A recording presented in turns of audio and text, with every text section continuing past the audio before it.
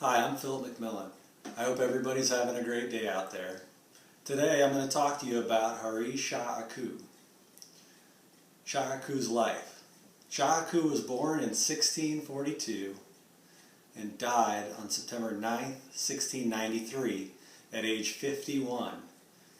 He was a Japanese writer whose real name was probably Hirama Togo. Saikaku was born into a thriving merchant family in an unspecified trade in Osaka, Japan. Saikaku is a pseudonym or pen name meaning ready wit. Ihara is thought to have been his mother's maiden name. During Saikaku's lifetime, Japan was in a peaceful and structured state. This was due to new military leaders who implemented rigid social hierarchies and forceful policies. This time period also saw the middle and lower class emerge and thrive in business and society in Japan. The Japanese people had better access to decent education than ever before. The conditions were just right at the time to cultivate an iconic artist. Saikaku inherited his family's business at age 15 and established himself as a renowned haiku master by the time he was in his early 20s. Saikaku qualified as a haiku teacher at only age 21. At age 25, Saikaku's wife died suddenly. In 12 hours, soon after her death, Saikaku composed a 1,000-verse morning sequence poem in her memory. Upon the death of his wife Saikaku, the family business was left in the hands of trusted clerks. Saikaku also left his 3 children in the care of extended family. Saikaku shaved his head to become a lay monk and spent the rest of his life as a haiku master and prolific writer of fiction. Saikaku's body of work. Saikaku was one of Japan's first professional writers. Saikaku's poetry, short stories, and novels embody wit in all aspects. He is considered an author of comic and verbal brilliance whose works rank among the great classics of Japanese literature. Saikaku is a writer whose natural powers of perception are matched by his comic gift for wordplay. He is famous for his numerous haikus and linked poems.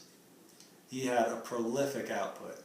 It is estimated that during one 24-hour period alone in 1684, Saikaku composed more than 23,500 verses in the presence of referees and scribes. This was done to end a rivalry among poets. The verses were delivered so fast that the scribes were only able to draw a hash mark for each verse. Despite his fame as a prolific poet, Saikaku's lasting reputation comes from prose fiction. In 1687 to 1688, Saikaku published 12 books. As a novelist, Saikaku achieved popularity for his realistic accounts of life in 17th century Tokyo, especially its broadiness and business affairs. Saikaku's stories are weak in plot development. The concept of plot development is largely alien to traditional Japanese literature. Saikaku's stories are appreciated more as segments in a sequence. Saikaku gave the townsmen heroes and heroines from their own class and made colloquial Japanese a literary language. Saikaku wrote The Life of an Amorous Man in 1682. This work established a genre called Books of the Floating World, depicting pleasure quarters of flourishing urban centers in Japan. This was his first attempt at fiction and well received. The Life of an Amorous Man was translated to English many years later in 1964. Life of a Sensuous Woman, published in 1686, also belongs to books of the floating world genre. Saikaku wrote 5 Women Who Loved Love in 1686, and this novel was translated into English in 1956. It was a collection of 5 scandalous love stories, all but the last of these love stories end tragically. Punishment for crimes considered subversive to hierarchical order were harsh during Saikaku's lifetime. For example, a hired hand who had sex with his master's daughter could actually be sentenced to death. Adultery was punishable by death, and a husband who caught his wife and her lover could kill both on the spot. Each of the 5 stories was based on actual scandal, often fresh in the minds of Saikaku's readers. Saikaku freely altered and embellished the incidents and added comical touches. Saikaku also went on to write fiction about the warrior class or samurai, as well as satirical stories on how to become a financial success or failure.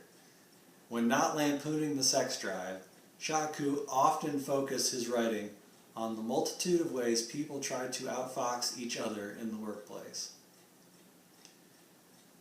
Saikaku Banshee, translated to mean Saikaku's Tale of Provinces. Tales of Provinces were a part of a larger collection of work that gave the author fame beyond his lifetime. Saikaku's people seem to divide into 2 separate species. He gives them the gullible and the devious, creating a contest between the 2 forms in the satirist domain. Translation of Saikaku's satire is considered both easy and hard. The easy part is because his characters are quickly rendered in another language with failings depicted that are universal. The hard part to translate is the humor, which is rooted in a specific time and place, being the popular culture of 17th century Japan. Much of the comedy lies in the details. Also, much of the humor depends on rhythm and illusion. Saikaku's artistic influences and interests. Money, love, and sex are the major themes of Saikaku's voluptuous work. These were radically new topics for Japanese literature in the 1600s. They were chief preoccupations of Japan's new urban class. His early works were filled with optimism and an exuberant air, while his later work became increasingly pessimistic. He was always able to intermingle the comic with the tragic.